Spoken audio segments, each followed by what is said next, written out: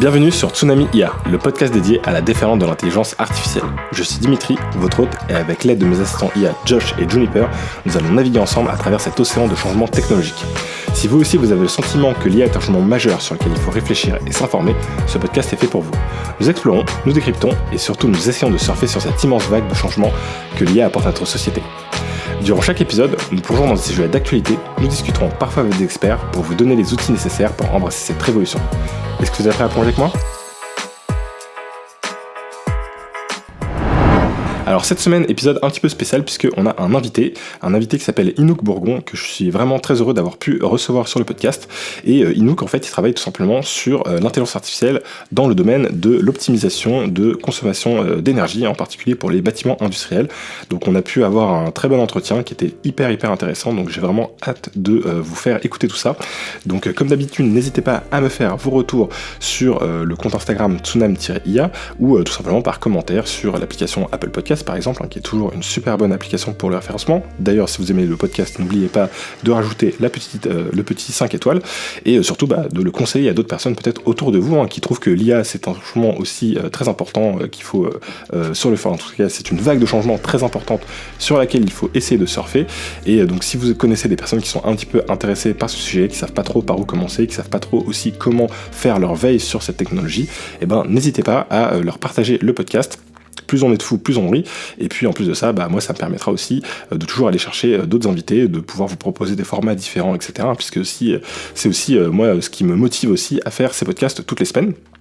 Et donc du coup pour cet épisode je suis très content puisque on a eu un interview assez intéressant, donc n'hésitez pas à me dire ce que vous en avez pensé, s'il y a des choses que vous avez trouvées plus pertinentes que d'autres, des choses peut-être plus techniques que d'autres. Donc voilà, ça me permet aussi de savoir quels invités je peux essayer de cibler pour les prochains épisodes, en fonction des thématiques un petit peu qui vous intéressent. Et voilà, donc en tout cas pour cette introduction c'est bon. On va enchaîner tout de suite avec un tout petit peu d'actualité, puisque je voulais quand même vous faire 2-3 petits points sur 2 grosses actus qu'il y a eu cette semaine.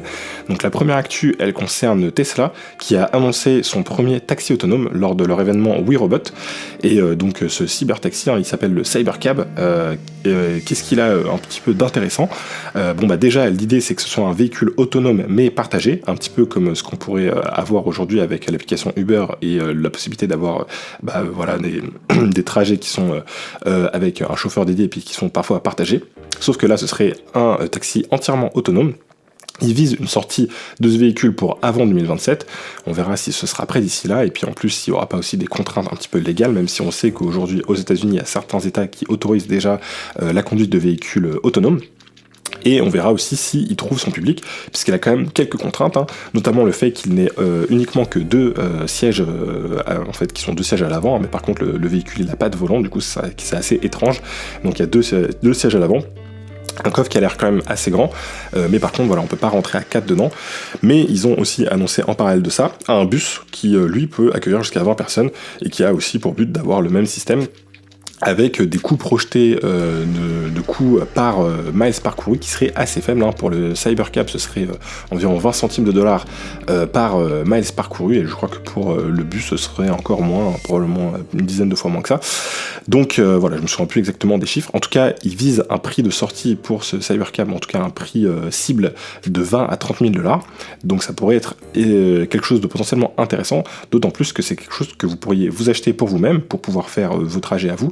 Le réserver sur certains créneaux quand vous savez que vous en avez besoin, mais derrière le reste du temps le passer en mode un petit peu location autonome, où du coup il se connecterait, j'imagine, à une application de Tesla qui permettrait à des personnes de faire leur trajet et de commander un Tesla autonome, un taxi Tesla autonome, plutôt que de commander un chauffeur sur typiquement Uber. Donc on verra si les promesses seront tenues ou pas. En tout cas, ça n'a pas forcément été hyper bien reçu par les actionnaires de Tesla, puisque l'action a pris quand même un petit coup après cette annonce, donc je ne sais pas si ça a plutôt inquiété que rassuré. Mais en parallèle de ça, moi j'ai trouvé aussi que c'était intéressant, parce qu'ils ont présenté les robots sur lesquels ils travaillent maintenant depuis un petit moment, qui ont l'air de quand même avoir fait pas mal d'évolutions. Et voilà, on voit que quand même Tesla se positionne quand même assez bien sur ce futur domaine de la robotique. Je pense qu'il va être un domaine très très très important dans les années à venir, surtout avec l'essor de l'intelligence artificielle, puisque ça permet à ces robots humanoïdes de faire des tâches qui étaient assez complexes et de ne pas forcément avoir à développer chaque tâche de façon préprogrammée, mais plutôt d'avoir des modèles d'IA qui leur permettent d'exécuter des tâches en fonction d'un environnement qui lui peut être changeant. Donc voilà, c'est assez intéressant et on verra un petit peu comment tout cela évoluera. Et la deuxième news, elle concerne les prix Nobel 2024 qui ont reconnu l'impact de l'intelligence artificielle dans deux domaines, la physique et la chimie.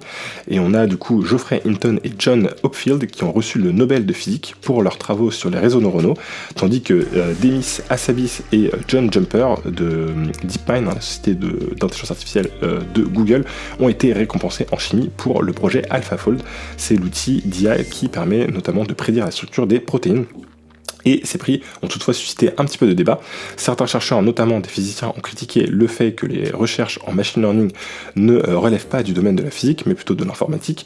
D'autres, comme Matt Strassler, le physicien théoricien à Harvard, ont salué ces récompenses en soulignant la nature interdisciplinaire des travaux.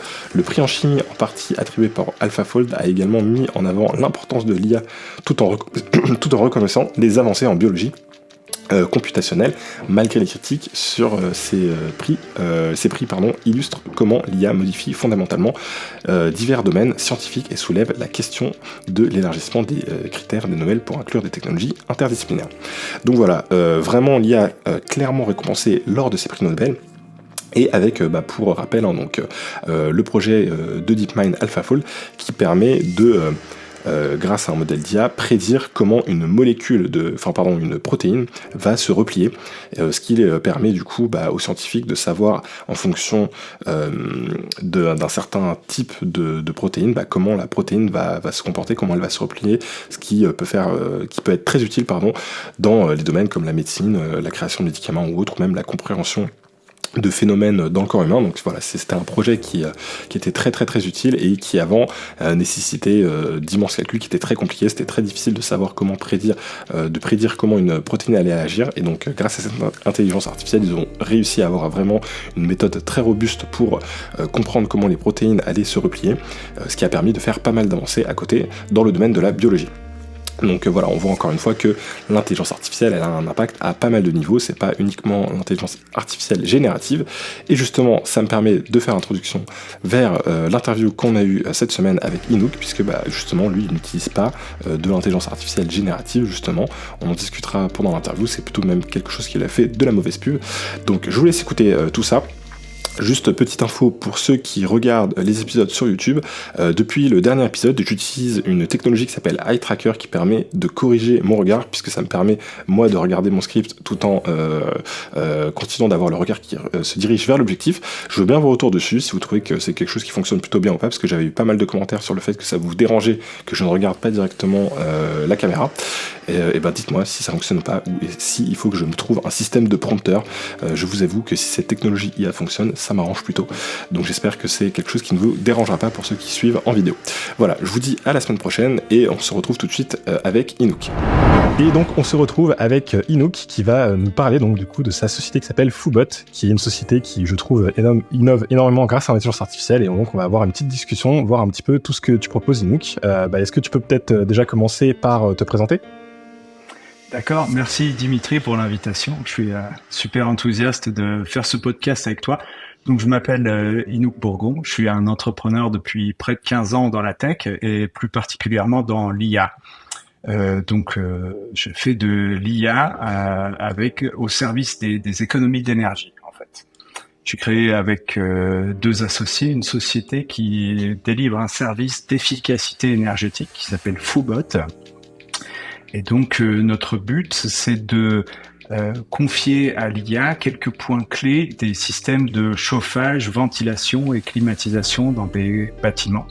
Donc plutôt dans des bâtiments tertiaires pour l'instant. L'avantage de l'IA, c'est qu'elle agit un petit peu comme un ingénieur spécialiste du bâtiment et qu'elle va chercher tout un tas de réglages que personne n'a le temps de faire dans la réalité.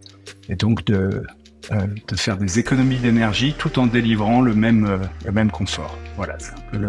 Ouais, parce que c'est vrai que quand on en avait discuté, moi j'avais trouvé ça hyper impressionnant, surtout que tu m'avais dit qu'en fait vous touchez pas du tout à l'installation. Donc c'est vraiment juste une solution logicielle qui aide à faire des économies, quoi. Voilà, ça fonctionne un petit peu comme un add-on sur des systèmes qui existent déjà dans les bâtiments d'une certaine taille, donc à partir de quelques milliers de mètres carrés. On a un système qui est chargé un peu d'orchestrer tous les systèmes de chauffage, de ventilation et de climatisation. Notre principe, c'est de venir se greffer sur ce système existant comme un add-on et de venir l'améliorer. Ok, ouais, donc c'est pour ça aussi peut-être que tu vises d'abord les bâtiments tertiaires, c'est parce qu'ils ont déjà, on va dire... En fait, c'est quoi un peu les prérequis qu'il te faut pour justement pouvoir te dire, bah là, on a un bon immeuble qui est adapté à un bon bâtiment industriel ou autre, qui est adapté justement pour notre solution? Oui, bah c'est effectivement ce système d'orchestration qui s'appelle gestion technique du bâtiment en général. Nous, on a besoin de ce système pour s'interfacer. Et après, les prérequis, il y en a pas beaucoup d'autres que celui-ci.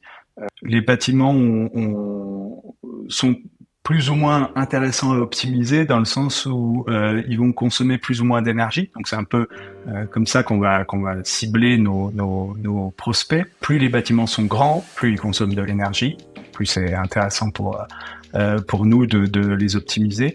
Et puis après, il y a d'autres priorités qui interviennent chez nos clients. Chez certains, c'est les économies d'énergie et in fine les économies en euros qui les intéressent.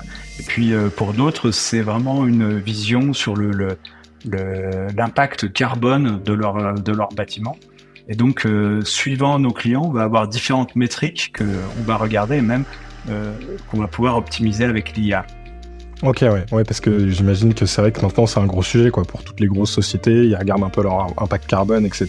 Et là, ça leur permet justement d'optimiser un peu leurs coûts, leur impact carbone, sans forcément avoir à investir dans refaire une infra, etc., quoi. Donc c'est vrai que c'est super malin en fait comme idée. Et justement, bah, t'as commencé quand exactement la fondation de la boîte et comment l'idée t'est venue en fait? Alors, c'est un peu une idée qui est dérivée d'une autre startup que j'avais créée il y a quelques années avec un autre cofondateur. On s'est particulièrement intéressé à la qualité de l'air intérieur et principalement dans les habitations et dans les bureaux. De là est arrivé un petit peu la priorité en fait la problématique où se confrontent les économies d'énergie et la qualité d'air.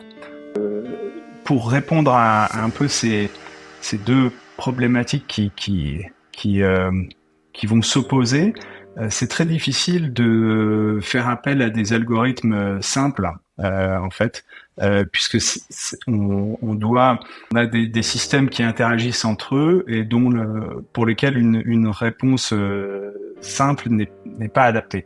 Donc c'est comme ça qu'on s'est intéressé à l'IA et on s'est rendu compte que on pouvait faire on pouvait avoir une qualité d'air optimale et faire quand même des économies d'énergie.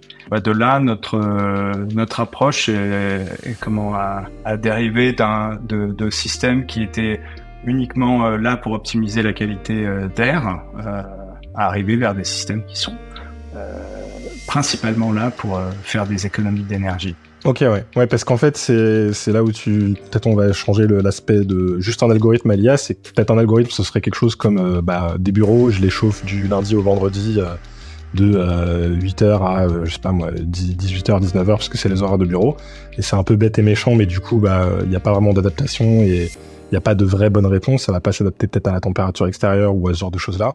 Et là en fait, toi, l'intérêt de rajouter l'IA, c'est d'avoir justement quelque chose qui est beaucoup plus fin, qui va pouvoir évoluer et s'adapter au fur et à mesure des besoins pour avoir quelque chose de plus optimal, quoi. Comment la façon de contrôler les systèmes de chauffage et de ventilation, c'est en fait trouver les meilleurs compromis. Les algorithmes qui sont utilisés dans les systèmes de gestion de bâtiments, par souci de simplicité, ils prennent en fait très peu de données en entrée, parce qu'un des enjeux, en fait, c'est de pouvoir comprendre exactement ce qui va se passer, même dans les cas les plus extrêmes, c'est-à-dire quand il fait le plus froid ou quand il fait le plus chaud et que en même temps il y a le plus d'utilisateurs dans le bâtiment. Donc en fait un nombre de sécurité, si on peut dire, de marge de sécurité existe dans les installations classiques. Et ce que va pouvoir faire l'IA, c'est de pouvoir prédire la façon dont vont interagir tous ces paramètres que, en fait, nous humains, on n'est pas capable d'interpréter, ou alors en tout cas pas de façon pas en live, et va pouvoir faire délivrer le paramètre qui va permettre de satisfaire au mieux toutes les contraintes. Et les contraintes, ça va être le fait d'atteindre la température cible du bureau, tu l'as mentionné, à l'heure d'ouverture, et pas 3 heures avant ou 3 heures après. Ça va être de dépenser le moins d'énergie possible pour atteindre cette température. Et puis, ça va être des paramètres comme la qualité d'air intérieur ou comme l'humidité. Certains bâtiments, pas forcément de bureaux, mais ont des contraintes supplémentaires. Et là, l'IA est capable de rencontrer toutes ces contraintes en trouvant le meilleur compromis. Ok. Ah, c'est super. Et parce que c'est vrai qu'on n'en a pas parlé, mais c'est quoi à peu près l'ordre de grandeur d'économie qu'il peut y avoir en fait en fonction des bâtiments? Alors c'est quelque chose qui varie beaucoup. Donc devant le bâtiment, chaque bâtiment est unique. Donc on aime bien donner à la fois le minimum qu'on a fait comme économie. Donc c'est à peu près 11% d'économie sur le budget chauffage, ventilation, climatisation du bâtiment. Et puis alors le maximum, disons que c'est à peu près 45%. Ok, ouais, c'est super impressionnant. Mais même 11%, c'est déjà énorme, moi je trouve. Enfin, quand on ramenait à la consommation de l'année sur le coût que ça a sur des grosses infrastructures, enfin, ça reste une sacrée économie, quoi. Donc, à 45%, et j'imagine que le client, il devait être content, quoi. Ouais, tout à fait, ouais. Surtout quand en parallèle, le prix forcément de l'électricité monte, on se dit que c'est pas mal quand même de réussir aussi à optimiser un peu la consommation. Et du coup, ça me fait penser, est-ce que t'envisages potentiellement d'essayer d'étendre un petit peu à différents types de bâtiments? Parce que c'est vrai que t'as cette contrainte d'avoir un minimum d'informations. Mais si, par exemple, on est sur une maison qui a un petit peu de domotique, où la personne, elle a un thermostat, elle a 2-3 appareils comme ça, est-ce que tu penses que c'est quelque chose qui pourrait fonctionner aussi chez le particulier, ou c'est un peu plus compliqué? Alors oui, peu de terme, un jour ça fonctionnera aussi chez le particulier. Pour l'instant, ce qui nous ralentit dans l'expansion à différents types de bâtiments et surtout à des bâtiments de petite taille, en fait, c'est les coûts de mise en place de ce système. Notre but, c'est pour nos clients, c'est toujours d'être rentable, de fournir un service d'économie d'énergie rentable. C'est-à-dire que notre service coûte moins cher que ce qui rapporte en économie. Et plus le bâtiment est petit, plus cette équation est difficile à remplir.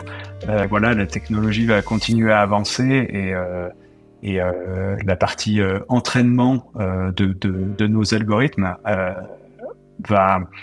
son coût va diminuer et on arrivera au fur et à mesure à adresser des bâtiments de plus en plus petite taille. Et justement, quand tu parles de la technique, comment ça fonctionne globalement d'un point de vue intelligence artificielle? Si tu peux peut-être un peu expliquer le concept qu'il y a derrière, les outils peut-être que tu utilises? Oui, tout à fait. Alors, pas mal des fondations de cette technologie-là, en fait, viennent d'un papier d'une société qui est très connue maintenant, qui s'appelle DeepMind. Il a sorti donc c'est pour donner un peu de contexte, DeepMind ça a été racheté je crois en 2014 par Google et c'était un peu le fer de lance d'un type d'IA qui s'appelle le Deep Reinforcement Learning, donc qui est peut-être avant la génération actuelle des LLM et tout ce que c'est en train de prendre comme importance maintenant. C'est un peu peut-être l'espoir précédent sur le fait d'avoir une intelligence artificielle forte. Mind s'est intéressé à l'application du Deep Reinforcement Learning. Un peut-être de leurs aspects les plus connus, c'était le fait de créer AlphaGo, un des premiers... qui jouait au Go, exactement, ouais. Voilà, ouais. Donc il y a eu une première version qui n'était pas basée sur du Deep Reinforcement Learning, et ensuite la deuxième version était basée sur du Deep Reinforcement Learning. Et aussi ils ont appliqué ça à pas mal de domaines différents, des jeux vidéo. On a vu les premières parties de StarCraft 2, je crois, jouées par des algos qui étaient basés sur du Deep Reinforcement Learning. Et puis, il y a eu ce papier sur l'optimisation de la consommation énergétique des data centers de Google. Donc, ils ont appliqué en fait un peu à eux-mêmes ce type d'IA. Donc c'était un succès, mais un peu comme tous les papiers maintenant de Google, enfin pas tous les papiers, mais la plupart des papiers dans l'IA, les résultats sont pas si facilement reproductibles que ça. Et donc on s'est intéressé à ça et on a compris qu'on pouvait appliquer ça, pas uniquement à des éléments comme des data centers, mais aussi à des bâtiments qui ont des éléments de système de ventilation ou de climatisation qui sont similaires à des data centers. Donc ça a été un peu le point de départ sur la technologie. Alors juste pour réexpliquer comme ça, et tu me dis si jamais je me trompe, mais ça ferait des explications pour ceux qui sont moins familiers avec ces mots clés, on va dire bien connus de l'IA. Donc à la base, on a plus l'aspect machine learning, où là, on prend des données qu'on connaît déjà. Donc si on reprend l'exemple de AlphaGo, on a des milliers de millions de parties de personnes, de joueurs qui ont joué, et on entraîne notre IA sur ces parties qui sont connues. Et donc l'IA, elle va avoir des exemples de joueurs, et à partir de ces données-là, elle va s'entraîner et du coup, elle va pouvoir s'améliorer. Et après, on a l'autre méthode qui est le deep learning, où là, en fait, on va plutôt lui donner les règles de qu'est-ce qu'il faut qu'elle essaie de faire, sans du coup lui donner d'exemple, et on va juste la laisser jouer toute seule au jeu, si c'est le jeu du Go, ou là, en l'occurrence, l'optimisation des data centers, ou autre chose, un jeu vidéo ou autre. Si je résume bien, c'est ça, ouais. Oui, tout à fait. Un petit élément aussi qui est ajouté dans le Deep Reinforcement Learning, c'est le fait de permettre, pendant l'entraînement, d'avoir des retours sur les actions effectuées. Donc ça, ce que ça demande, en fait, c'est demande un environnement de simulation. C'est-à-dire que toute IA a comme problématique, ce que tu évoquais, le set de données d'entraînement. Et la façon un peu de répondre à cette demande dans le cas du Deep Reinforcement Learning, c'est de pouvoir simuler l'environnement. Donc dans les exemples que tu as donnés, AlphaGo, c'est de pouvoir simuler les règles, reproduire les règles de façon programmatique. Ou dans le cas d'un data center ou d'un jeu vidéo, dans un jeu vidéo, on peut de façon illimitée faire rejouer les parties. Dans le cas d'un data center, on peut simuler l'énergétique du data center et donc créer un jeu de données illimité en fait pour l'entraînement des agents donc qui sont en fait le programme d'intelligence artificielle qui ressort de l'entraînement. Il a un terrain de jeu illimité pour s'entraîner. Et donc toi, tu as dû reproduire un environnement de simulation pour les bâtiments. À chaque fois que si une nouvelle personne vient avec un nouveau bâtiment, tu es obligé justement de reproduire un environnement de simulation pour réentraîner l'IA sur ce bâtiment-là. Voilà, tout à fait. Il y a des raccourcis qui existent. Ça fait partie des étapes de la technologie et donc aussi des barrières de coût dont je te parlais à un moment pour aller vers les bâtiments de plus petite taille ou ceux qui consomment en tout cas moins d'énergie. Ce qui est intéressant aussi dans ce domaine-là, c'est que finalement, on pourrait croire que être dans un domaine, une simulation existe est quelque chose de commun, mais en fait, c'est assez rare.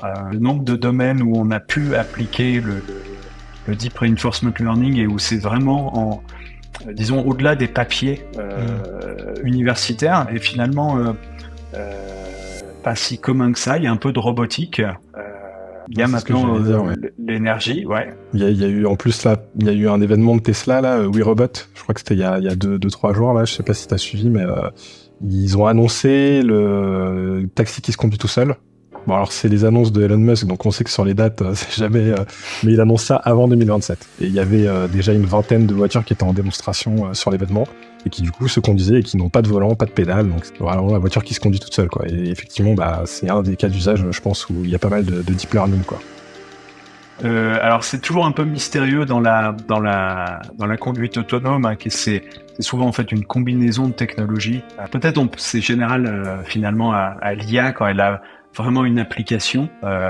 En général, il y a le concept clé qui est au milieu et après pas mal de logique, pas mal de savoir métier en fait qui se trouve greffé autour pour que ça puisse avoir une application concrète.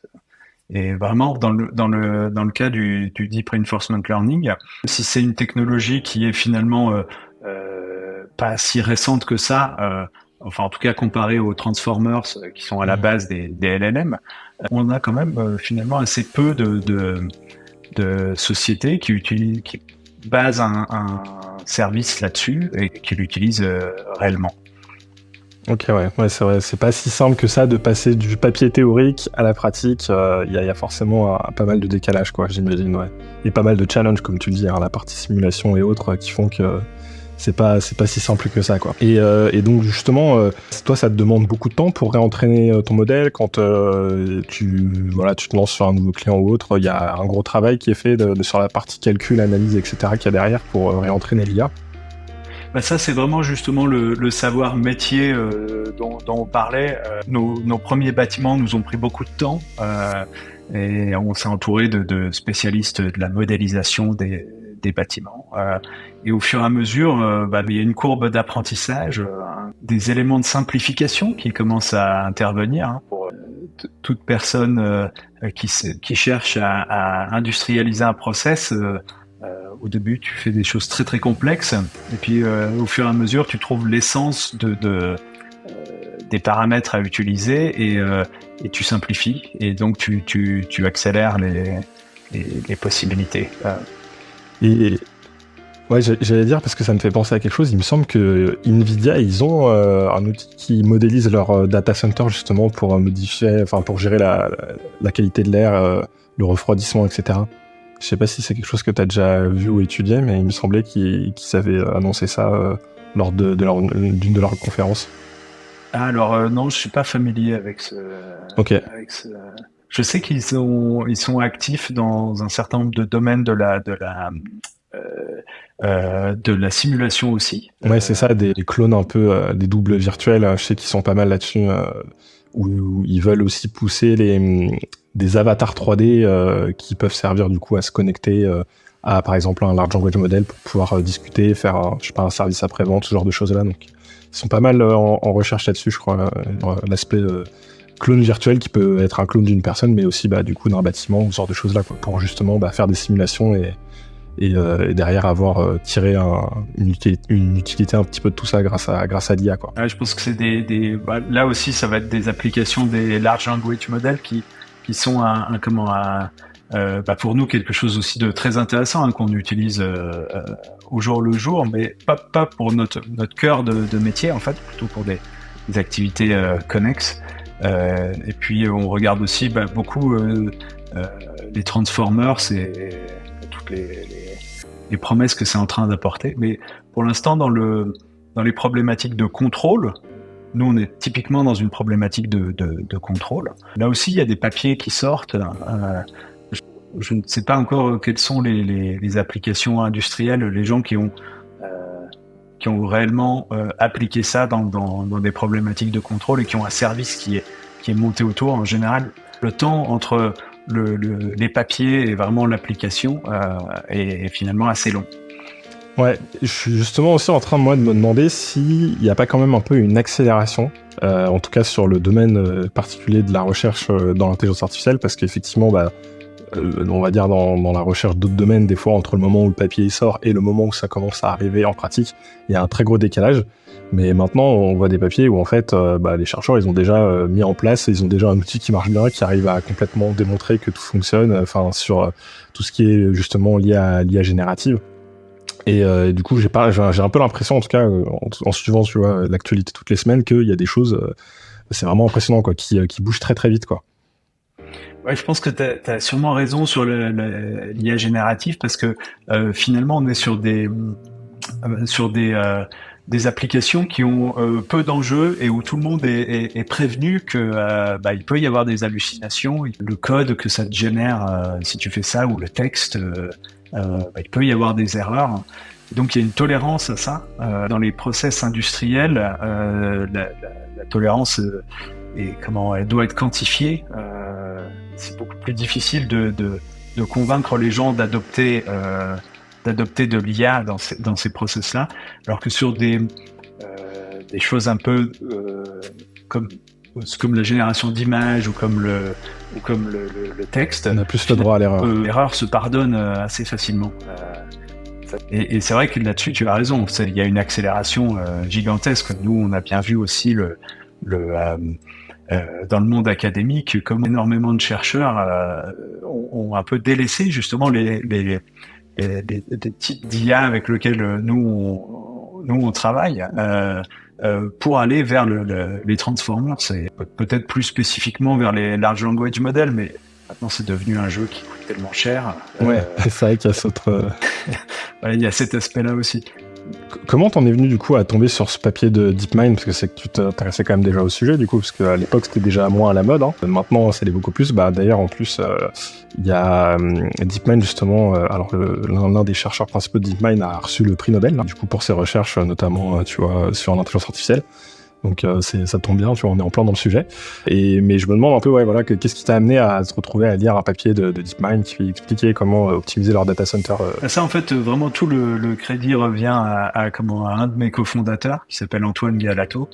Lui, il était vraiment orienté sur ces problématiques où on cherchait à avoir un bon compromis, celui que je t'expliquais tout à l'heure, à faire des compromis entre l'énergie utilisée et un autre paramètre qui, pour nous, s'avérait être la qualité de l'air à ce moment-là. Et donc, ce papier-là était dans le domaine d'application sur lequel nous on était, disons pratiquement. Et puis, il y avait des résultats qui étaient impressionnants, hein. Je crois que dans ce papier-là, il me semble qu'il parle de 30% d'économie. Donc on savait que potentiellement par rapport à la norme de l'industrie, et un data center, c'est quand même quelque chose qui est optimisé. C'est déjà optimisé, c'est ce que j'allais dire. Ouais. C'est déjà assez pensé pour... Où les humains mettent quand même pas mal de jus de cerveau pour faire ça de façon efficace, et que même dans ce cas-là, ils arrivaient à avoir des économies importantes. Donc le potentiel dans des bâtiments et sur des équipements similaires semblait intéressant. Puis après, il y a eu tout le chemin pour pouvoir reproduire ces résultats, pour avoir nous-mêmes la suite d'outils, la problématique de la simulation, ensuite la problématique d'entraîner ces agents, de leur créer leur courbe de récompense. C'est comme ça que ça fonctionne dans le DRL. Donc tout ça, c'est un apprentissage, quoi. Ouais, et ça du coup c'est un sujet du coup super intéressant. C'est que quand tu essaies d'entraîner ton agent, tu essaies de lui trouver une bonne récompense, mais en fonction de comment tu la calibres, tu peux te retrouver à avoir un résultat qui peut être complètement l'opposé de ce que tu voulais. Et donc je sais pas moi, si je donne un exemple sur un jeu vidéo, tu peux lui donner les règles du jeu, et finalement lui il peut se retrouver bloqué dans une boucle parce que il s'est rendu compte qu'il gagne un point à chaque fois qu'il fait un certain mouvement, et puis du coup il le fait en boucle parce que ça lui fait gagner un point à chaque fois, et que sa courbe de récompense elle est pas justement bien adaptée, quoi. Et ça c'est combien de temps à peu près dans ta partie de développement, quand tu essaies de développer un outil qui utilise le deep learning, ça te prend à peu près combien de temps d'arriver à trouver justement cette bonne courbe? Alors, ça c'est un travail qu'a fait mon cofondateur. C'est aussi quelque chose où tu t'améliores avec le temps. Les premiers sont très très difficiles à sortir, et puis s'appliquent uniquement à un type de matériel. Et au fur et à mesure, tu deviens meilleur dans ce domaine, et maintenant on en est aussi à optimiser de plus en plus de matériel différents qui constituent les installations de chauffage et de ventilation. C'est un peu nos enjeux actuels, si tu veux. On a commencé avec un type de matériel, donc qui sont les centrales de traitement d'air, qui sont justement communes aux grands bâtiments et aux data centers. Et puis, au fur et à mesure de nos progressions, d'avoir de nouveaux bâtiments, de créer de nouveaux modèles de bâtiments, donc des terrains d'entraînement pour l'IA, on a pu s'intéresser à d'autres types de matériel, et ensuite avoir un peu aussi comment ces agents-là sont applicables d'un matériel placé dans un endroit du bâtiment à un matériel placé dans un autre endroit, parce que leur savoir, l'expérience qu'ils ont acquis se transfère correctement, ou est-ce que au contraire repartir de zéro, ouais. Il faut repartir de zéro. Et justement, c'est quoi un peu ton objectif là pour l'avenir d'ici 1 an, 2 ans, 3 ans, voilà, qu'est-ce que vous allez essayer de continuer à faire avec Foobot? Alors, nous, une des métriques qui nous intéresse, c'est quand même le nombre de mégawattheures ou de gigawattheures qu'on permet d'économiser à nos clients. Donc, ça, c'est important. Après, on peut le convertir ou non en carbone. On sait que ça va être, c'est nos métriques en fait de pouvoir rentrer dans ce marché de la rénovation énergétique, parce que on a une solution qui demande beaucoup moins de capital que ce qui se fait habituellement. Notre but, c'est de conquérir le plus de mètres carrés et de bâtiments possible pour économiser le plus d'énergie possible. Et pour ça, on doit lever un certain nombre de freins sur l'adoption de l'IA dans notre domaine. Parce que voilà, c'est un domaine de contrôle. Le bâtiment, c'est un peu le truc le plus cher au monde. C'est ce qui coûte le plus cher. C'est peut-être un petit peu aussi ce dont les ingénieurs ont le plus de mal à donner la clé. Okay. Donc pour nous, il y a un enjeu de massification de notre solution. C'est un enjeu technique et un enjeu commercial. Et puis, de réussir à convaincre aussi que cette nouvelle technologie-là, c'est une solution pour la décarbonation des bâtiments. On n'est pas obligé de regarder uniquement à faire de l'isolation par l'extérieur, bien sûr. faire des changements coûteux en argent, dont le retour sur investissement est quand même assez éloigné en général.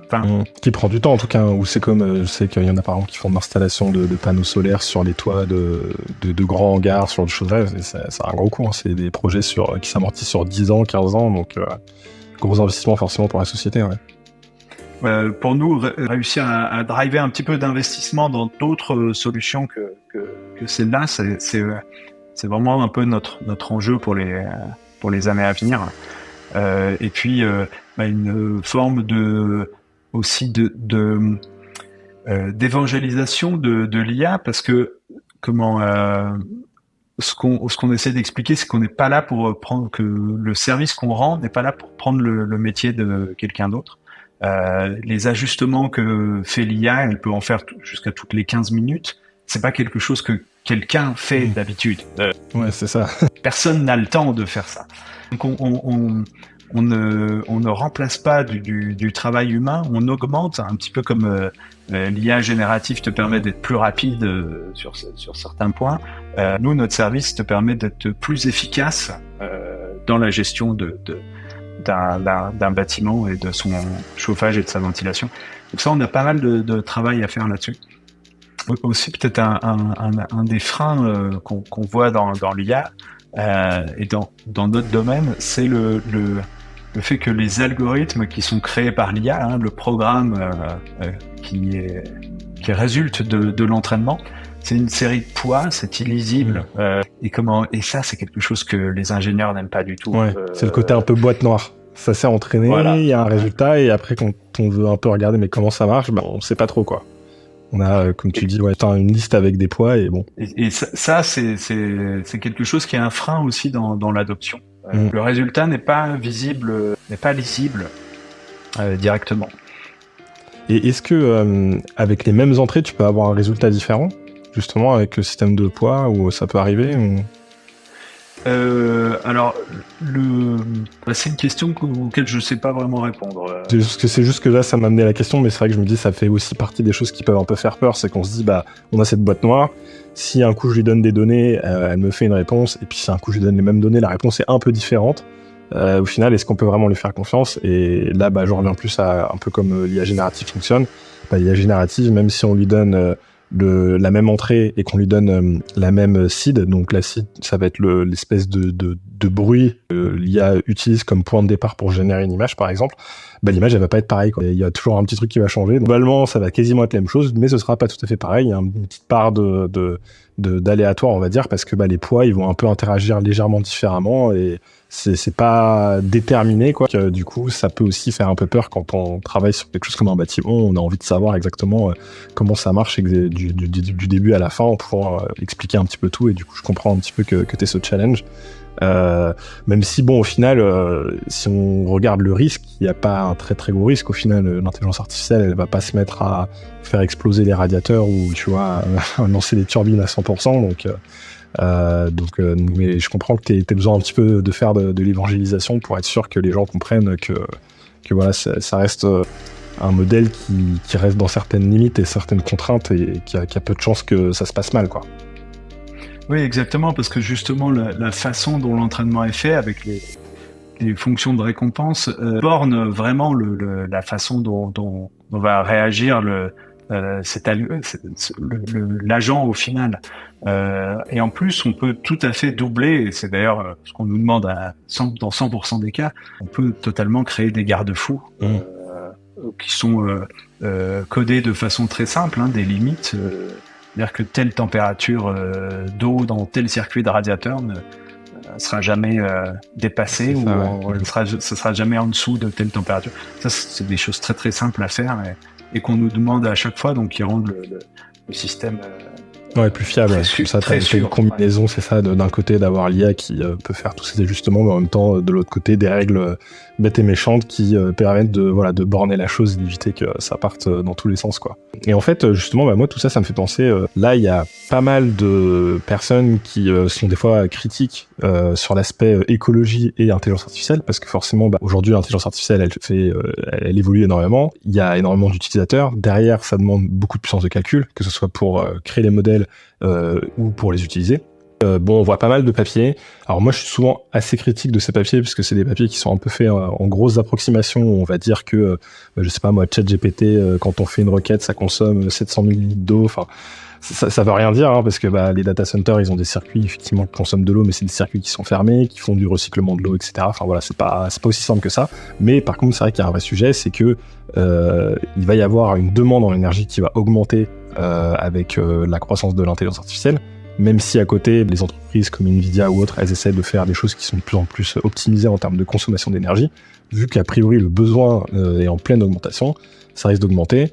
Est-ce que du coup, entre guillemets, ça vaut le coup de laisser cette augmentation se faire si ça nous permet de faire des progrès d'un point de vue écologie, un peu comme ce que tu peux faire avec Foodbot qui permet de faire des économies sur le reste des bâtiments. Voilà, je sais pas si tu avais un peu un avis là-dessus ou pas, quoi. Pour nous, c'est une métrique qu'on suit. Alors notre analyse, c'est que depuis le début de 2024, on a dépensé, je crois, 0,8 tonnes de CO2 dans toute notre infrastructure IT. Donc c'est des chiffres que nous donne AWS, peut-être qui sont aussi à voir, mais et contre ça, on a économisé des centaines de tonnes de CO2 en utilisant moins d'énergie dans les systèmes de chauffage et de ventilation. Donc, sur notre utilisation de l'IA, le bilan est positif. Comment forcément, sur l'IA générative, c'est un petit peu plus compliqué. Comment est-ce que tu prends en compte l'entraînement ? Pour l'instant, les utilisations sont assez difficiles à... C'est difficile de mesurer l'impact positif que ça pourrait avoir, ouais. Peut-être que ouais, c'est ça. assez Il difficile. n'y a pas vraiment de façon de le mesurer pour l'instant. Ouais. Comme toute nouvelle technologie, là, on est dans un moment où on l'utilise peut-être d'une façon non optimisée. Donc, il y aura des progrès de fait avec ça. Et puis, je crois aussi ma compréhension est quand même que elle est un peu subventionnée pour l'instant. Oui, c'est un peu ça, ouais, bien sûr, ouais. Pour l'instant, on la paye pas à son prix réel. Donc, et puis après, bon, il y a aussi la problématique que pour l'instant le carbone n'a pas vraiment de coût. Donc, même si on utilise des data centers qui ont une grosse consommation en carbone et en eau, hein, comme tu le disais, ça n'est pas reflété d'un point de vue économique. Ouais. Après, ça reste je pense, dans des environnements quand même où ils font quand même très attention au carbone, si on prend les grosses sociétés en tout cas. Il y a Apple qui a son engagement d'être carbone neutre en 2030.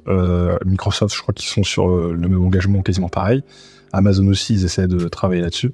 Donc on voit quand même que sur les sociétés un peu tech, c'est quand même un sujet qu'ils considèrent comme important. Je pense que de leur côté, ça leur permet aussi de rassurer les investisseurs sur des investissements long terme. Enfin, ils sont aussi gagnants à se garder une bonne image là-dessus. Et c'est pas forcément de base une des industries les plus polluantes. Mais effectivement, ça va devenir un sujet. Et même si globalement, généralement, les data centers, ils sont là où l'électricité est pas chère. Et l'électricité pas chère, c'est souvent de l'électricité qui va être renouvelable, hein, pas loin d'un barrage ou ce genre de choses-là, par exemple. Ça peut quand même finir par avoir des data centers qui tournent avec des centrales à charbon, et là, c'est peut-être un petit peu moins écolo, quoi, forcément. Mais moi, j'avais quand même regardé des chiffres, tu vois, là-dessus, parce que c'est un sujet qui revient souvent, où les personnes se disent, écologiquement, c'est un peu un désastre aujourd'hui, le fait qu'on ait des entreprises qui font des clusters de serveurs de plus en plus gros. Là, il y a Tide, donc la société d'Elon Musk, je crois qu'ils ont fait un cluster avec 160 000 GPU. Enfin, ça devient des trucs vraiment très très massifs. Au final, j'avais regardé ce que ça représente en termes de consommation rapporté à la consommation globale d'électricité du monde entier.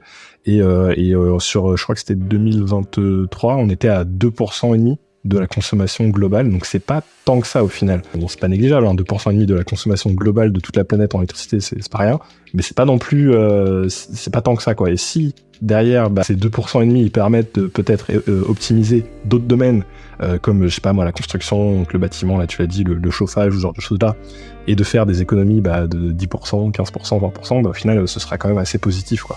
Donc, je suis pas sûr qu'aujourd'hui ce soit forcément c'est toujours un argument à prendre en compte, hein. Ce soit un argument suffisamment fort pour se dire on arrête tout, on se calme avec l'intelligence artificielle et on évite ça parce que c'est pas forcément très écologique, quoi. Ouais, toute industrie quand elle démarre, elle a du mal à dégager des métriques. Si tu regardes l'IT par le cloud, c'est comment maintenant je pense que on peut comprendre que c'est plus efficace d'avoir les serveurs regroupés dans des endroits spécialisés là-dedans plutôt que de les avoir dans chacun des bureaux comme on avait il y a 20 ans. Le début de chaque industrie c'est pas évident de connaître son impact. Et là, pour l'IA génératif, c'est pas clair. Ouais, c'est sûr. Et ça m'amène à un autre sujet. Tu parlais justement de ton système d'agent.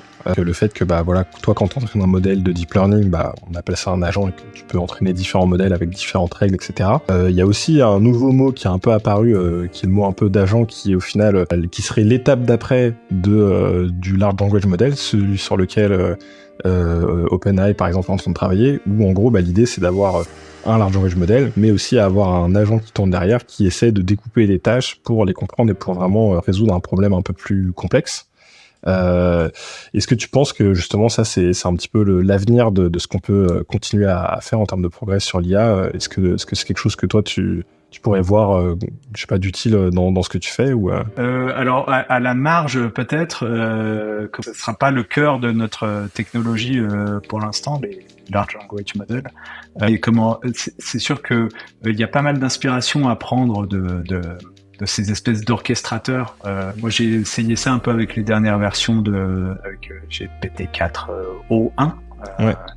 C'est vrai que on comprend, on comprend l'intérêt de cette façon de fonctionner. J'avais un peu essayé aussi AutoGPT. Ok, ouais, qui était un des projets qui est assez ancien. Je crois à l'époque de GPT 3.5 qui existait déjà. Ouais. J'ai jamais trop eu l'occasion d'utiliser, mais avec ce processus d'itération justement. Ouais. Ouais, pour l'instant, moi, je le comprends comme un processus similaire, mais forcément, c'est secret, la recette qui existe à l'intérieur de O1. On voit que ça a une réelle efficacité pour simplifier les problèmes, pour peut-être faire un tri. Nous, on a des pistes d'utilisation, mais à chaque fois, voilà, ça va être à la marge du cœur de notre technologie qui est du contrôle. Voilà. Et puis après, je me dis aussi peut-être que dans ce que tu fais, il y a peut-être d'autres modèles qui n'ont rien à voir qui pourraient te servir. Je pense par exemple à des modèles de vision, peut-être des modèles de génération de modèles 3D.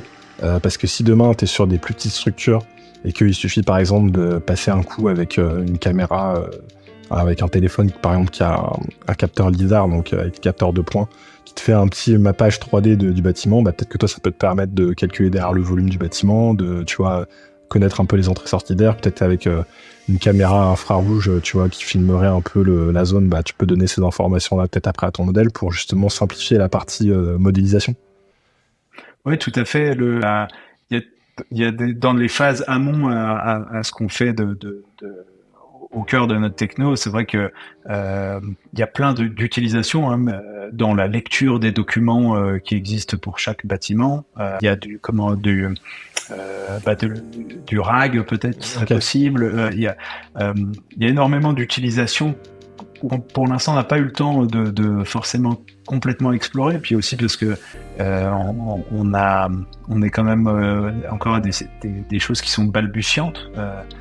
Oui, on voit pas mal d'opportunités à la fois dans les choses qui se font en amont, donc ce que tu décrivais toi, et puis après peut-être même aussi sur l'après, c'est-à-dire on a un bâtiment où notre service tourne, on fait des économies, et comment présenter ces économies à nos clients. Pour l'instant, on construit des dashboards qui montrent, voilà, vous auriez consommé ça, et puis maintenant vous consommez ça de moins, d'automatiser ou de le délivrer sous d'autres formes, peut-être pas forcément des formes si informatiques que ce qu'on fait maintenant. Et au final, bah, t'as un peu, est-ce que tu as eu l'impression de surfer sur le fait qu'il y a eu un peu un gros boom avec l'intelligence artificielle, en particulier avec l'arrivée de la première version de ChatGPT 3, qui a un peu lancé la révolution, on va dire, de l'IA générative. Est-ce que toi, avec ce que tu présentais, qui, même si c'est pas la même technologie, est-ce que ça t'a aidé un petit peu tu penses à lancer ta boîte aussi sur ce domaine-là ou Alors, malheureusement, je dirais presque que c'est l'inverse. La popularisation de l'IA avec ChatGPT a fait que déjà, pour la plupart des gens, l'IA, c'est ChatGPT. La distinction entre le Large Language Models qui génère du texte, qui génère l'IA générative et les autres types d'IA, c'est pas si commun. Le deuxième aspect, c'est aussi que en fait, il y a eu énormément de services qui ont commencé à être vendus avec le mot-clé IA à l'intérieur. Ça dessert. C'est plus un mot-clé en fait qui est intéressant à utiliser. Ouais, il y a eu une saturation. Son sérieux. Mais comme pour plein d'autres technologies, hein, à un moment donné c'était Web3, à une époque antérieure c'était le cloud, le cloud c'était partout, donc ouais c'est sûr que au final il y a peut-être saturation. Après il se dira encore à quelqu'un qui essaie de me revendre de l'IA, et surtout qu'en plus il y a pas mal d'entreprises qui ont surfé en changeant le mot IA pour donner le côté marketing, mais qui derrière utilisent pas vraiment d'intelligence artificielle quoi. C'est juste des fois des algorithmes un peu basiques, il n'y a pas ce concept de deep learning ou de machine learning ou de transformers ou toutes ces recherches, on va dire tout ce qui vient un peu de la recherche fondamentale vraiment d'IA quoi, mais ils surfent quand même sur le mot quoi. Ouais, tout à fait. Moi, j'avais fait des produits basés sur avec de l'IA à l'intérieur avant ce projet-là, et ce projet-là aussi a émergé avant ChatGPT. Et on était peut-être sur des problématiques qui étaient plus simples à comprendre, qui étaient des problèmes de classification. Ça, c'est quelque chose qui est beaucoup plus simple à appréhender pour une personne normale, tu as des données et tu dois en gros leur mettre une étiquette, quoi. Ce qui est dans le domaine du contrôle, ça oblige plus à une plus grande confiance en fait, puisque comme je le disais tout à l'heure, tu donnes vraiment les clés d'un système. Et l'IA générative, c'est quelque chose qui est plus simple à adopter par le fait que l'output que tu as demandé de ton prompt, tu la prends ou tu la jettes, c'est pas un problème. Là, on est dans des systèmes où il y a un peu plus de conséquences dans ce qu'on fait. Et d'ailleurs, c'était un élément dans le début de notre service. On nous demandait de donner des conseils, si tu veux, au lieu d'appliquer directement. D'accord, je comprends, ouais. Pour avoir un filtre, ouais. On nous demandait de faire passer un humain, un agent, dans un bâtiment, de changer telle température. On l'a fait certaines fois tout au début, juste pour montrer presque que c'était impossible, que ça n'avait aucun sens. Si toutes les 5 minutes on te dit alors là tu changes de 0,3 degrés tel truc, là tu... Ouais. Voilà, mais on avait besoin de se rassurer avec ça. L'IA générative n'a pas du tout ce problème, et c'est ça qui est génial aussi avec ça. C'est que ça peut, du coup, c'est ça, et ça peut évoluer super vite. Hein. On voit ce qu'on a fait en termes de génération d'images, par exemple, les progrès qu'il y a eu en 2 ans, enfin, c'est dingue, quoi. Et pareil, là, on est en train de voir un peu la même chose arriver avec la partie génération de vidéos, où ça devient de plus en plus impressionnant et difficile à distinguer entre quelque chose de vrai et quelque chose qui est généré par une IA, quoi. Parce que de toute façon, même de notre côté, notre interprétation du monde, elle est un peu approximative. Hein. On va toujours regarder une image avec nos yeux qui déforment un peu ça reste une interprétation de notre cerveau. Hein. C'est comme ça qu'on a des illusions optiques ou autres. Et donc, si l'IA, elle arrive à être aussi bonne que notre niveau d'interprétation, au bout d'un moment, on peut plus faire de distinction entre ce qui est vrai et ce qui est faux, quoi. Et sur la génération d'images, pour moi, on est déjà arrivé à ce niveau-là. Là, on arrive vraiment sur pas mal d'exemples à plus être capable de distinguer si c'est créé par une IA ou pas, quoi. Je rebondis par rapport à ta question tout à l'heure sur l'impact environnemental. On disait que l'IA générative, c'est pas si simple de voir qu'est-ce qu'elle économisait en fait comme carbone. Mais si tu reprends les exemples de la photographie ou même maintenant de la vidéo, en fait, tu peux te dire que bon, je vais pas me faire des amis photographes, mais tu peux te dire que tu évites le déplacement d'un photographe sur place pour prendre une image stock bateau. Et de la même façon pour la vidéo. Hein, je pense qu'il y a plus d'économies à faire sur la vidéo que sur la photo, mais c'est sûr que le budget carbone d'une grosse production hollywoodienne, il est élevé. Hein, donc si on convertit par juste du temps de calcul sur des data centers, ça fera forcément réduire le coût d'un film. Bon, maintenant, forcément, on n'en est pas encore à ce niveau-là de qualité, mais c'est vrai que ça peut aussi créer des économies de ce côté-là, quoi. Et après, ce que ça peut aussi faire, c'est multiplier la production. C'est-à-dire, au lieu de la même façon que la photo numérique a multiplié la production de photos, l'IA générative multiplie la production d'images. Les effets adverses sont existants aussi. Et ça m'amène du coup à une autre question. Justement, moi, vu que j'essaie de toujours faire ma veille sur les produits d'IA, etc., il y a pas mal de fois où je me retrouve à devoir utiliser des solutions qui sont pas encore disponibles en Europe, justement parce qu'on a une grosse réglementation liée à l'intelligence artificielle. Il y a l'AI Act, par exemple. Est-ce que toi, t'es impacté là-dessus ou pas du tout avec ta société ? Alors oui, on le sera et on devra devenir compliant, c'est sûr. Pour l'instant, on n'a pas encore entamé ce travail. Est-ce que ça va être un facteur, un frein? Ouais. Pour l'instant, j'ai pas assez de recul pour le dire. Je pense que comme toute nouvelle réglementation, enfin, je me souviens de la RGPD. Ouais. C'est un gros morceau. Ouais, ça demande une adaptation, et puis au fur et à mesure, les services émergent qui te permettent de simplifier ta compliance. Je pense que ça sera sûrement similaire à ce qui va se passer. Par contre, il va y avoir le moment où tu vas être entre les deux. Ouais, forcément. Et où tu vas devoir t'intéresser toi-même à ces problématiques réglementaires. Et on a déjà des clients Alors après, que ton avantage, c'est que tu traites pas vraiment de données personnelles ou, enfin voilà, t'es pas sur des données médicales ou des données personnelles ou des choses comme ça qui sont encore plus réglementées, quoi. Oui, tout à fait. On est sur des données alors, suivant l'industrie, elles sont considérées comme plus ou moins confidentielles. Oui, on n'est pas dans les données qui sont où les requirements vont être les plus élevés. Mais c'est vrai que du coup, ouais, c'est toujours un peu le dilemme, quoi. Est-ce qu'on met une réglementation pour s'assurer qu'il se passe pas tout n'importe quoi, ou est-ce qu'on laisse un peu faire avant de réglementer et... Bon, en tout cas, en Europe, on a plutôt tendance à réglementer rapidement. Du coup, c'est vrai qu'en ce moment, en tout cas, sur la partie IA générative, ça fait qu'on est un peu privé de pas mal de déploiements où, en fait, les outils sont déployés partout dans le monde, sauf en Europe, quoi. C'est le cas de pas mal d'outils. Il y a eu Claude qui a mis beaucoup de temps à arriver en Europe. Je sais, en ce moment, il y a Gemini. Moi, je me sers de pas mal d'outils de Gemini, mais entre la version qu'on a en Europe et la version qui est aux États-Unis, il y a vraiment un monde d'écart, quoi. Et on va peut-être aussi avoir le même sujet avec Apple, hein. Donc je me demande aussi si ça risque pas de créer un peu un retard plus sur l'aspect mise à disposition pour vraiment monsieur tout le monde, quoi, on va dire, avec vraiment l'usage un peu simple et efficace de tiens, tous les jours, je vais peut-être pouvoir utiliser l'intelligence artificielle pour m'aider à planifier mon calendrier, faire mon agenda, résumer des mails, m'aider à faire le tri dans ma boîte mail, ce genre de choses-là.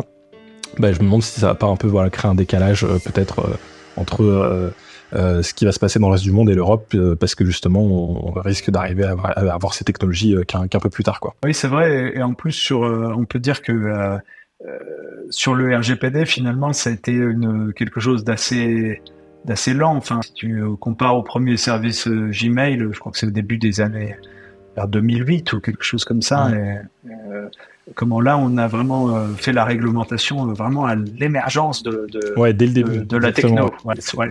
Du coup, quelles vont être les conséquences? C'est vrai que c'est assez difficile de déterminer maintenant. Bon, après, de toute façon, voilà, on verra. Et je sais que aux États-Unis aussi, ils ont ces sujets-là, ou notamment en Californie, ils essaient aussi de mettre en place certaines réglementations.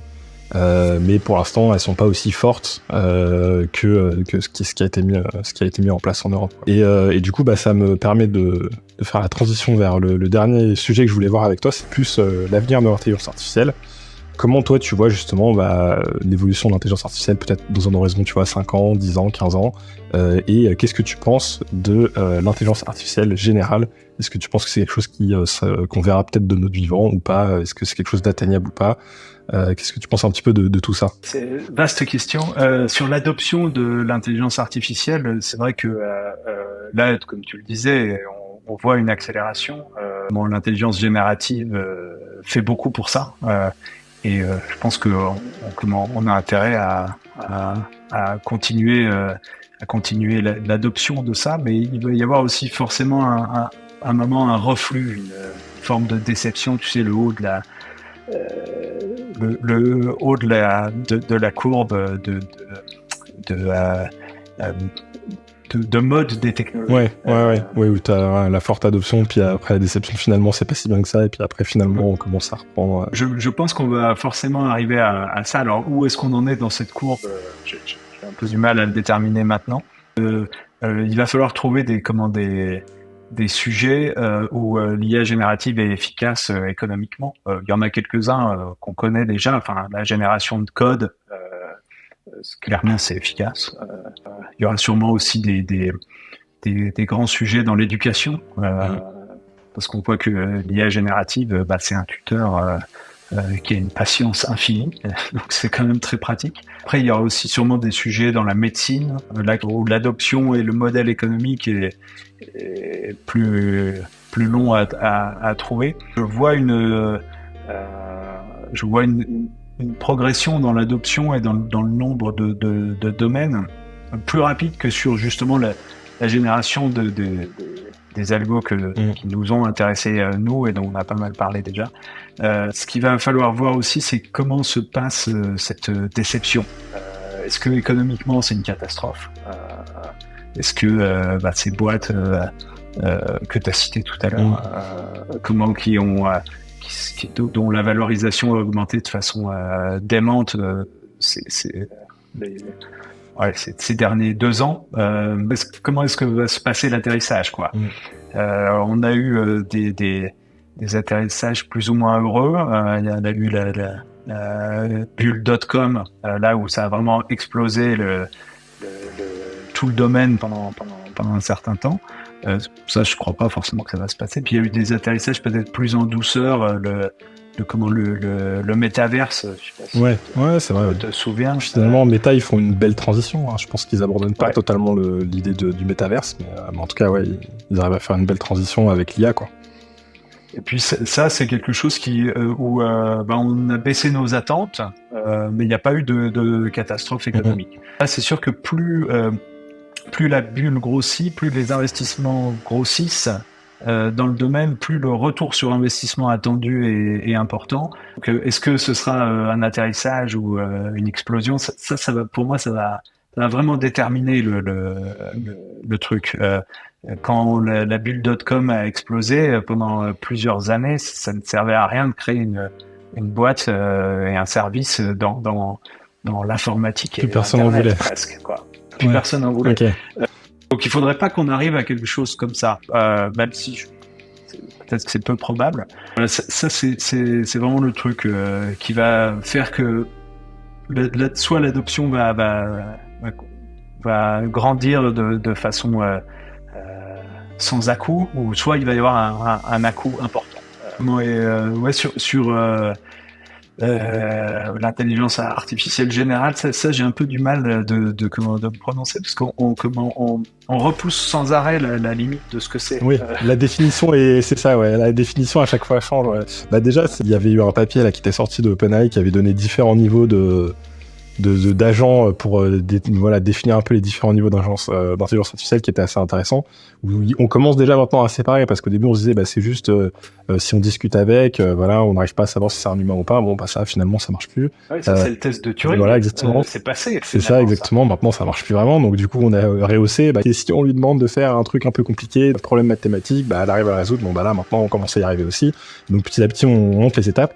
Et c'est vrai que c'est un petit peu dur de savoir à quel moment, sur quelle définition on va s'arrêter. Mais généralement, je pense que ce qui est dans la tête un peu de tout le monde quand on parle d'intelligence artificielle générale, c'est un peu ce qu'on a dans un peu la science-fiction, où on a vraiment une intelligence artificielle qui est capable de résoudre des problèmes comme un humain pourrait les résoudre, y compris des problèmes sur lesquels elle n'a pas été entraînée, qu'elle découvre, et où elle est capable justement d'avoir des cheminements de pensée et de réflexion qui ressemblent à celles d'un humain, où on peut, à la base d'une expérience dans un domaine, extrapoler et réutiliser cette expérience dans un autre domaine, et puis avoir une bonne compréhension de l'environnement, de son monde, ce qui permet d'avoir une réflexion plus approfondie et une bonne compréhension du contexte, quoi. C'est un peu plus ça, si je devais la définir, quoi. Ce qui est intéressant aussi dans la définition que tu donnes là, c'est que souvent, enfin en tout cas la façon dont fonctionne GPT maintenant, que c'est un agrégat quand même de choses à l'intérieur, pas seulement un large language model, quoi. Il y a pas mal de logique qui se greffe dessus. Aussi, là, comment est-ce que tu définis l'intelligence générale, quoi? Est-ce que c'est le moment où, quand tu agrèges toutes ces petites logiques, que tu as quelque chose qui rencontre la définition que tu viens de donner, ou est-ce qu'il faut vraiment avoir un seul type de... Oui, un seul modèle qui pur, c'est une question, qui répond... Parti comme ça, j'ai pas l'impression qu'on arrivera à avoir un modèle, une solution qui répond à tout. Ce sera peut-être probablement quelque chose qui agrège plein de petites solutions, qui sera probablement la solution finale. Mais effectivement, l'avenir nous le dira, j'ai envie de dire. Ouais, j'espère. Ouais. On l'attend. Ok, juste pour conclure l'épisode, je te laisse un dernier mot. Je sais pas si tu voulais faire passer un message ou autre aux auditeurs avant qu'on conclue pour aujourd'hui. Écoute, ça va être sur la rénovation énergétique. On est en plus dans un moment très politique, avec le vote du budget qui va arriver. Le contexte, c'est un peu que les startups n'ont plus potentiellement, il n'y aura plus le système JEI, qui était Jeune Entreprise Innovante, qui permet de subventionner de baisser les cotisations sociales pour des gens qui font de la recherche et développement. Ça, c'est peut-être quelque chose auquel on doit réfléchir collectivement. Et puis aussi dans la baisse des budgets, eh bien t'as aussi la partie sur la rénovation énergétique et l'argent qui va dans ce domaine-là. Je pense que c'est des enjeux à regarder pour un peu tout le monde. Ouais, bah, c'est une bonne info que tu me donnes, parce que tu vois, j'étais pas du tout au courant, là, par exemple, de ce que tu expliquais à l'aide aux jeunes entreprises innovantes, c'est ça? Ok, ouais. Ouais, c'est ça. Le statut JEI. C'est vrai que je connaissais pas, mais ça paraît être une bonne idée, quoi, dit comme ça. C'est vrai que, surtout que quand tu travailles dans des domaines là comme l'IA ou autre, hein, des fois, comme tu l'as dit, t'as passé énormément de temps au début à construire ta solution avant d'avoir quelque chose qui pouvait être utilisé. Et le temps, c'est de l'argent. Et puis en plus, derrière, il y a des coûts d'infrastructure, des choses comme ça. Donc avoir un petit coup de pouce au début, c'est sûr que c'est quelque chose qui, je pense, aide à encourager l'innovation. Ok, je te remercie beaucoup, Inouk. Merci vraiment beaucoup pour toutes tes explications et ton expertise. Et puis pour les auditeurs, je vous retrouve la semaine prochaine. Allez, ciao!